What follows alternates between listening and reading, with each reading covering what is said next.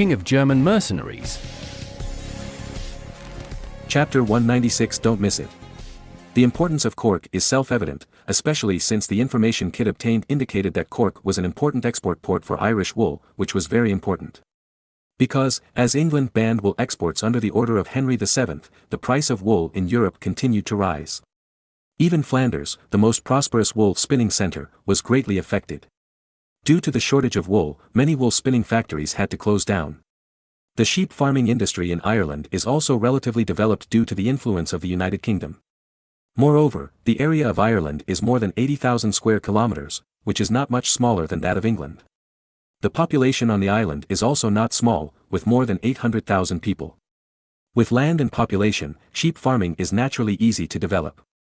Moreover, the climate of Ireland is very unique and very suitable for sheep farming.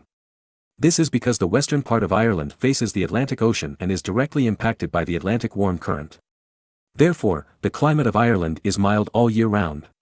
But at the same time, there is more rainfall, especially in the western part facing the Atlantic warm current. This is both a good thing and a bad thing. Originally, the temperature on the island of Ireland was very suitable for agriculture.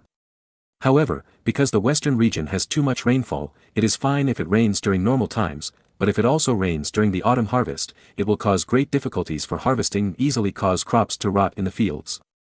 Because in ancient times, people harvested wheat by hand, and there were no harvesters. Every day, a farmer could harvest a few acres of wheat at most. It would take 10 days or half a month to complete the harvest. However, it cannot rain during this period. Otherwise, it will cause huge losses. Therefore, Ireland's agriculture is mainly concentrated in the eastern coastal areas, not the western coastal areas. Because the eastern coast faces the Atlantic Ocean, although it is affected by the North Atlantic warm current, it has much less rainfall, especially less rainfall in autumn. Therefore, the climate there does not affect the autumn harvest, which is suitable for the development of agriculture. The eastern part of Ireland, which is most suitable for the development of agriculture, is now under the control of the English. However, even so, other areas on the island of Ireland are also very suitable for the development of animal husbandry. Because rainfall is not only not harmful to the growth of grass, but also beneficial. Moreover, the rainfall on the island of Ireland, even in the west, is relatively uniform and not heavy. This is very conducive to the growth of grass. So, the island of Ireland is a lush, green place that is perfect for animal husbandry. If there weren't so many separatist forces on the island of Ireland and the endless disputes, Ireland should have been a very prosperous livestock farming country. Of course, what does the dispute on the island have to do with Marin? He just wants to get the benefits. As the most important wool export port in the south of Ireland, Cork is also of great significance to the entire island of Ireland. As long as Cork is controlled, a large proportion of wool exports from Ireland can be controlled. Now that wool is in such short supply in the European market, wouldn't it be a huge profit if we control the wool exports from Ireland? Moreover, Marin can also import his own salt into Ireland through Cork and make a profit. Speaking of which, Ireland, as a large island surrounded by the sea, actually has to import salt from the UK, which really makes Marin speechless. Marin knew that peat was everywhere on the island of Ireland. Peat was also a very good fuel. Although its calorific value was not as good as that of real coal, it was better than firewood. However, the peat in Ireland was mainly distributed in the central and eastern regions controlled by the British. Because peat soil can not only be used as fuel, but also is a very fertile agricultural soil. Therefore, the eastern part of the island of Ireland not only has a good climate, but also good soil, which is very suitable for the development of agriculture. However, that piece of land was occupied by the damn English. Marin could not obtain the fertile land on the east coast, but through Cork, he was able to purchase large quantities of wool and leather on the island of Ireland at low prices and then sell them to the European continent. You know, the 15 most powerful families in Cork became wealthy by exporting wool and leather and controlling the import of salt, iron and wine. It's a pity that these people were too arrogant. For the title promised by the fake Richard, they put their lives and property at risk, and finally failed miserably. Now, Marin only needs to send a small number of troops to conquer Cork, an important port in Ireland, and then control the export of wool and the import of goods on the island of Ireland. As for the threat from the Earl of Desmond, Kit had also inquired about it. According to the locals, the army that Earl Desmond could gather was only 3,000 to 4,000 people, and they were not very elite. At the same time, the walls of Cork are very tall and strong. This is because the nobles of Cork, who controlled the wool export and material import of the island of Ireland, funded the construction of tall and strong walls for their own safety. As long as there are only a few hundred people guarding, even if Earl Desmond brings 5,000 people, he won't be able to take it down. But now, all the able-bodied men in Cork were killed in England by the fake Richard. Now, the guards on the city walls are all old people, just for show, and there are less than 100 people. Facing 100 old men, Marin felt that beating them was no problem at all. After thinking it over again and again, Marin decided to take Cork. At present, Henry VII has no time to take care of Ireland. When Henry VIII comes to power, he will have time to take care of Ireland. He will have established a firm foothold in Ireland. Maybe he will have conquered several small indigenous countries. By then, Marin will definitely have a large territory in Germany, and will no longer be a small fish or shrimp. Even if he faces Henry, Marin does not need to be afraid. In addition, he has selected the technology tree, so he may not be unable to defeat Henry. Maybe, he can take the opportunity to completely drive the English out of Ireland and dominate the island. Thinking of this, Marin laughed foolishly, and even drooled. After making up his mind, Marin began to send troops to occupy Cork. However, in order to avoid provoking Henry VII, Marin did not plan to raise his own flag for the time being, but decided to maintain the status quo and support a puppet in Cork City. On the surface, Cork is still an autonomous city authorized by the King of England, but the garrison is sent by Marin. Who do you think has the final say here? Moreover, once Marin conquered the county of East Frisia and consolidated his rule, he could lead his troops to Cork and then attack the county of Desmond. You know, the county of Desmond is very large. The county of East Frisia, including the semi-independent Jever region, about 500 square kilometers, is only more than 3,600 square kilometers. The county of Desmond has more than 10,000 square kilometers of land. Although this place is not suitable for farming, it is also very good for raising sheep. After all, wool is so scarce in Europe now. What's more, the sheep farming industry on the island of Ireland is already very developed. Unlike the Teutonic country where Marin suggested developing the sheep farming industry, the sheep farming industry has just started, and it will probably take 10 to 20 years to develop. After all, it takes a long time for sheep to give birth to sheep. Ireland's sheep farming industry is not bad, and there are many sheep here. Even if sheep give birth to sheep, the sheep base in Ireland is large, so it will develop faster. Moreover, Cork is also an important seaport closest to the Atlantic Ocean. Even the famous Titanic sailed to the Atlantic Ocean from this port. Therefore, it is an important frontier port to America and has great strategic value. The more Marin thought about it, the more he felt that Cork was extremely important. So he sent someone to Lubeck again to order 4 warships. Such an important port cannot be without warships to guard it. After all, it is an important wool export port on the island of Ireland, involving huge interests. Of course, for this attack on Cork, there is no need for warships, just send people to besiege the city. Kidd has already found out that the old men and women in Cork go out of the city every day to dig wild vegetables, otherwise they will starve to death. As long as the city is surrounded, the hunger alone will force the people in the city to surrender. Thinking of this, Marin decided to dispatch a group of fishing boats and 1,000 soldiers, led by him personally, to attack Cork. Such a trading city with great potential is still an empty city. It would be a waste if you don't want it. Only a fool. Chapter 197, A Different Kind of Siege War. Soon, Marin took 1,000 soldiers, boarded dozens of fishing boats, and under the escort of 3 warships, crossed the English Channel and headed for Cork, Ireland.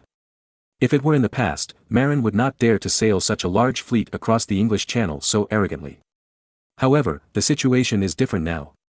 In the past, ships under Marin's command had to be careful when passing through the English Channel, for fear of attracting the attention of the French and being intercepted. However, at the moment, the French king had just passed away, France was in turmoil, and various forces were secretly competing with each other. Who would still pay attention to the English Channel? The same is true in Britain. Henry VII just dealt with the false Richard last year, and the country is also trying to maintain stability, so it has no time to pay attention to anything else, but the situation is better than in France. So, Marin's fleet was sailing in the middle of the English Channel, towards the French side. However, when passing through the Calais area, occupied by the British, Marin passed through at night in order to avoid British attention. Because the British currently claim that the island of Ireland is British territory. If the British knew that he was going to seize Cork, wouldn't that be a provocation to Henry VII? Fortunately, the journey was smooth, and Marin flew the French flag to confuse the merchant ships in the English Channel.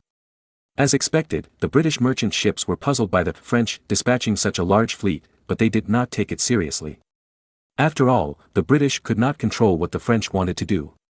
As for France, the country was in chaos, and no one came to verify whether the fleet was really a French fleet. In this way, more than 10 days later, the fleet led by Marin arrived in Cork smoothly without arousing suspicion along the way. However, Marin's fleet entered the Lee River from Cork Bay during the day and was seen by women who were picking wild vegetables outside the city.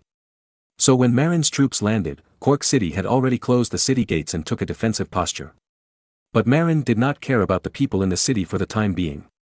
Instead, he sent 100 cavalrymen to land first and head to several roads north of Cork City to intercept all people heading north. Because Marin was worried that the people in the city would go north to ask for help from Maurice, Earl of Desmond. But in fact, the people in Cork did not trust Maurice and did not send anyone north to ask for help.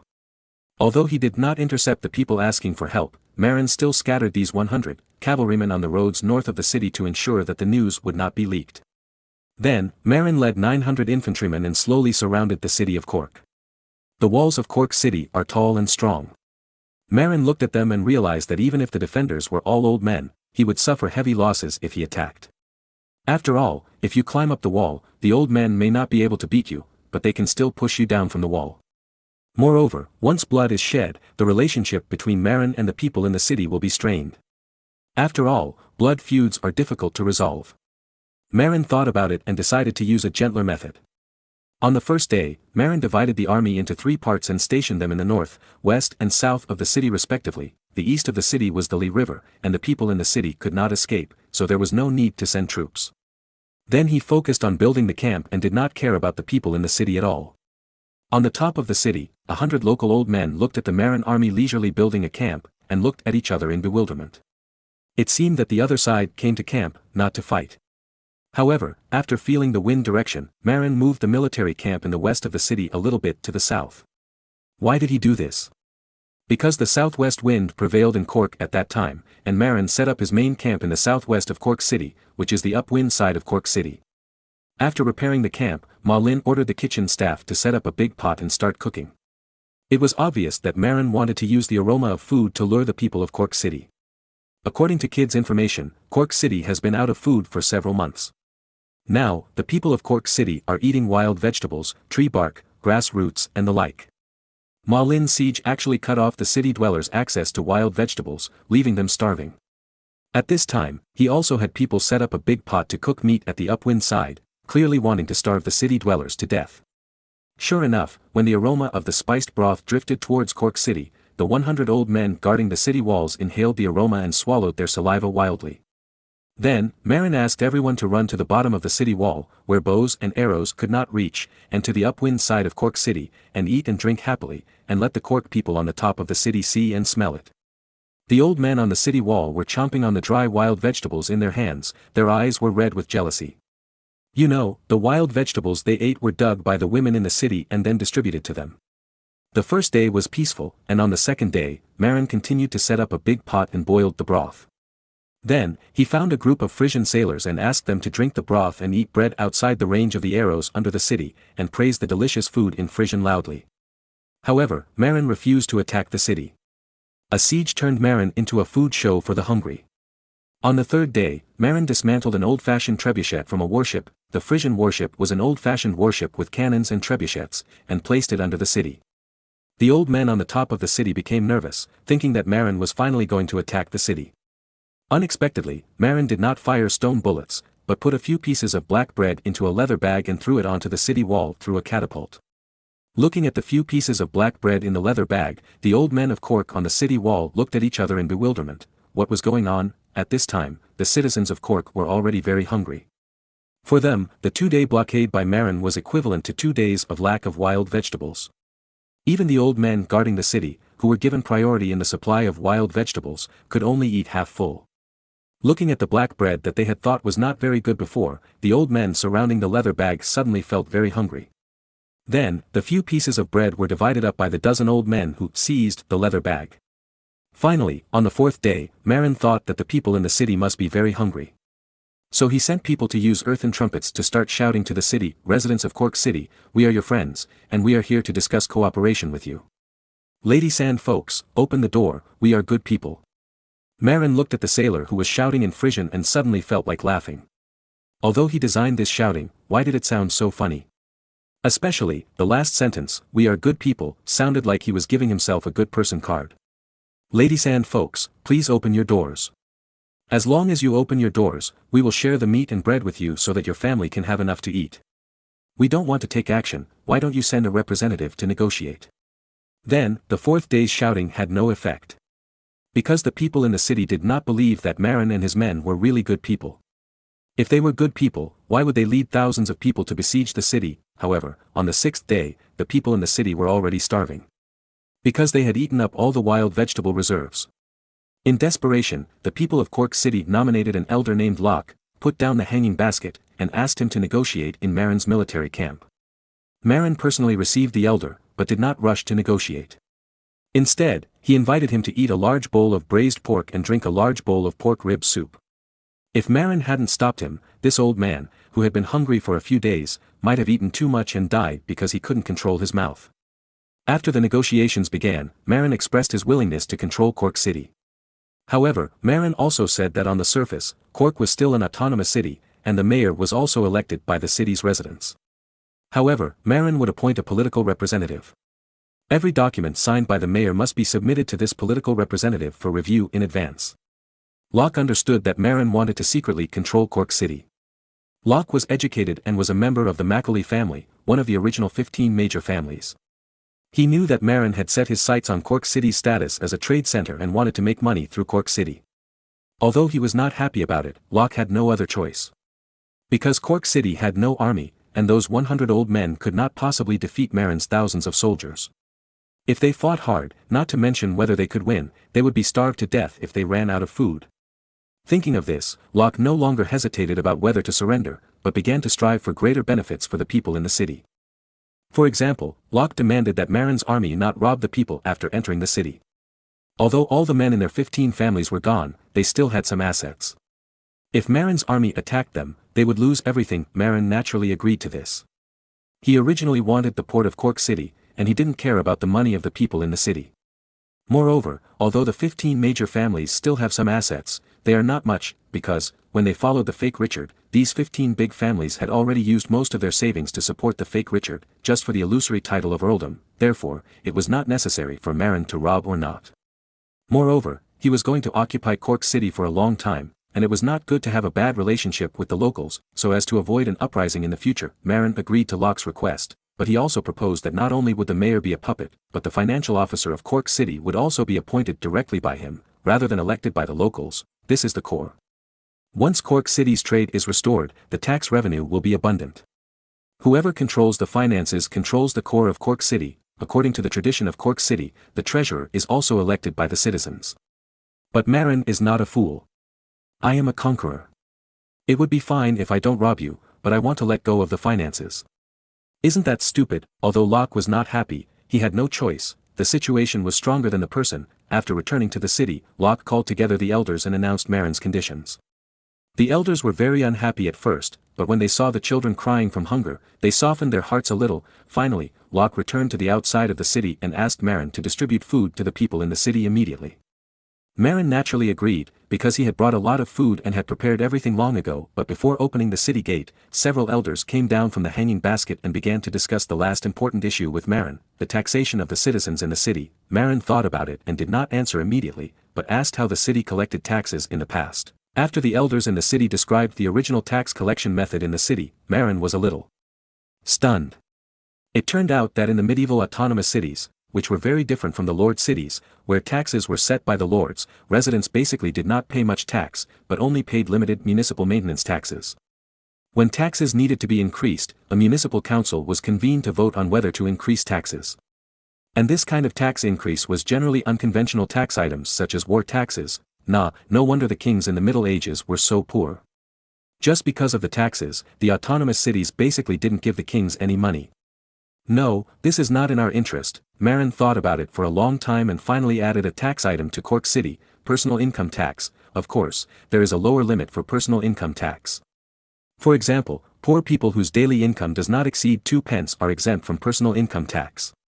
However, once the amount exceeds this limit, the excess amount needs to pay 10% personal income tax. Originally, Marin wanted to set a 20% rate, but now that the tax rates in European cities are so low, he decided to let it go for now. In fact, European citizens have been spoiled because they are used to low taxes. When the kings demanded a tax increase for war, they would rebel. Charles I and Louis XVI were both beheaded because of the tax increase. Therefore, Marin did not intend to adopt the high tax rates of the later generations all at once, but was prepared to take it slowly. Moreover, he had not yet formulated a detailed city tax plan. However, when Marin proposed this tax requirement during the negotiation, he was opposed by the elders of the tribe. Because these elders were all from wealthy families and were subject to personal income tax, but Marin did not give in. If he gave in this time, it would be difficult to do it next time. The elders returned to the city angrily, but the people in the city were so hungry that many began to eat dirt. Even the descendants of the elders began to cry out of hunger. After holding on for another day, under the pressure of the people in the city, the elders were finally forced to accept Marin's conditions. As for why they accepted these conditions, it was actually because Marin sent people to use earthen speakers to announce to the city residents. When most people heard that they had to pay taxes if their daily income was more than 2 pence, they felt that it had nothing to do with them. Moreover, Marin also asked his men to make it clear that once an agreement was reached, meat and bread would be immediately supplied to the residents of the city to ensure that everyone was well fed. So, the hungry people surrounded the homes of several elders and forced them to agree to this condition. In order to survive, people even issued death threats to these elders. In desperation, several elders from wealthy families had to agree to Marin's conditions. But when signing the agreement, Marin quietly added a clause: the police, in the city would also be managed by the government representatives he sent. In other words, the local mayor did not have any armed forces. In this way, the garrison and patrol officers in Cork City were all Marin's men, and as a puppet mayor, he had no power to resist. In the future, Marin also plans to vigorously promote gun bans in Cork to prevent citizens from mastering weapons. In this way, citizens will have even less power to resist. Moreover, Marin had already planned that no locals would be used for the garrison or patrol in the city. In this way, once the people in the city caused trouble, the army would not turn against them, just like during the French Revolution. During the Paris citizens' revolt, if the army had not refused to fire and turned against their own side in the battle, it would have been difficult for the citizens to occupy the arsenal. The garrison that Marin sent to Cork was mostly Germans, and it was impossible for them to rebel with the locals. In this way, he didn't have to worry about being involved in a revolution. After signing the agreement, Marin officially took over the authority of Cork City and temporarily appointed the more educated knight apprentice Buckman to lead 500 warriors to garrison in Cork City to protect the safety of Cork City and be responsible for local security. At the same time, knight apprentice Buckman also served as the first political representative sent by Marin to Cork City, responsible for supervising the puppet mayor. As for the tax collector, he needed to be appointed separately.